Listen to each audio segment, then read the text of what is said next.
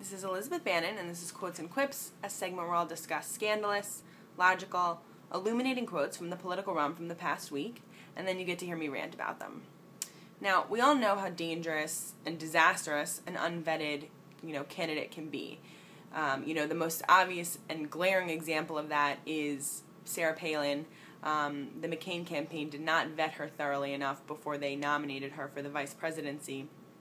They obviously wanted to surprise the nation with this interesting choice, and so they really scrambled to pass her through the system so that they could announce her at the Republican National Convention. Now, that turned out to be really bad for the McCain campaign because Sarah Palin had a lot of skeletons in her closet. Troopergate, we can recall that.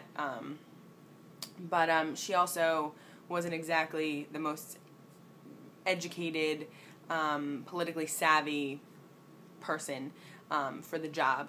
And it basically reflected badly on the McCain campaign, and they ended up losing, whether that really had to do with Sarah Palin or it was McCain himself, up for debate. But we can definitely say that not vetting someone thoroughly can cause you damages to your campaign in the long run. Now, I bring that up because, people have been suggesting that with the recent sort of revelations about Mitt Romney, the Bain Capital outsourcing jobs, firing American workers, and him refusing to release tax returns, these things are starting to sort of turn up and make Mitt Romney seem that he wasn't properly vetted for this position. Now, he's not he hasn't been nominated for the presidential,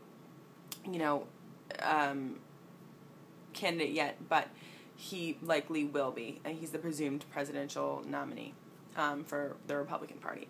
Now, so he's got all the Bain Capital stuff, the tax return stuff that's coming to light, and I think this is making Republicans nervous because what else is he hiding? What else hasn't he spoken about? And one of those things that actually did come to light this past week was that he was a registered lobbyist. Mitt Romney was a registered lobbyist for the Salt Lake organizing committee, which helped to bring the Winter Games to Salt Lake City in 2002. He'll speak about this, willingly and eagerly, and he likes to talk about it. He wrote a book about it even, but he never ever mentions that he was a registered lobbyist. He courted, federal dollars and brought in $1.3 billion to Salt Lake City for the Olympics, most of it which was taxpayer dollars. So he is he has been a registered lobbyist, and it's interesting because he attacked Newt Gingrich in the Republican primaries for being a lobbyist, and now it's revealed that he himself is actually a lobbyist, has been a lobbyist. I don't want to make it seem like he is a lobbyist currently. But, so, I think Republicans are starting to worry a little bit, what else is Mitt Romney got in the closet? What other skeletons is he hiding?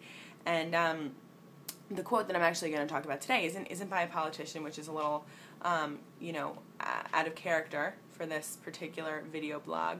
But it is a quote by Jonathan Bernstein of Salon, and he's basically saying that Mitt Romney hasn't been properly vetted, and usually a candidate is vetted through the campaigning process and the primary process, but because Mitt Romney, his opponents sort of dropped like flies for whatever reason, he never had to sort of face the music for some of the things that would have come to light, had there been a stronger, had he had stronger opponents in the Republican primaries. So this is what Jonathan Bernstein said.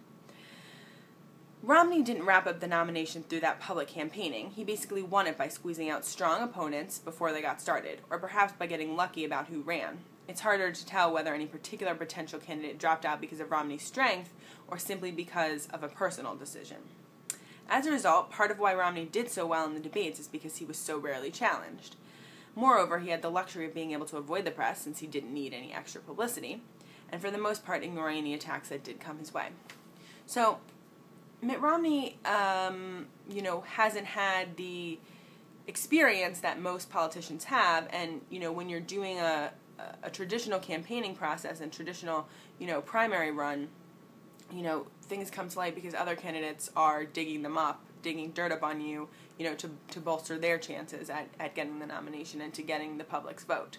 But because Mitt Romney's candidates, sort of fell by the wayside, throughout the campaign, he wasn't properly challenged. Santorum dropped out, Newt Gingrich dropped out, Michelle Bachmann's campaign and Herman Cain's campaign were sort of, jokes from the beginning. So many of his contenders that would have been serious contenders, Tim Pawlenty, all these guys, they didn't even stay in the campaign long enough to challenge Romney and to really bring, any of these sort of issues like the Bain Capital stuff to the surface then rather than now. So it seems like things are coming to the surface now, which is strange, but in actuality the circumstances arose so that, these things didn't come to light until now, when now Obama is digging them up and Obama is bringing them to light. So, it's just interesting how it's played out that way. And, we'll see how it goes. This has been Elizabeth Bannon for Quotes and Quips. Thanks for watching.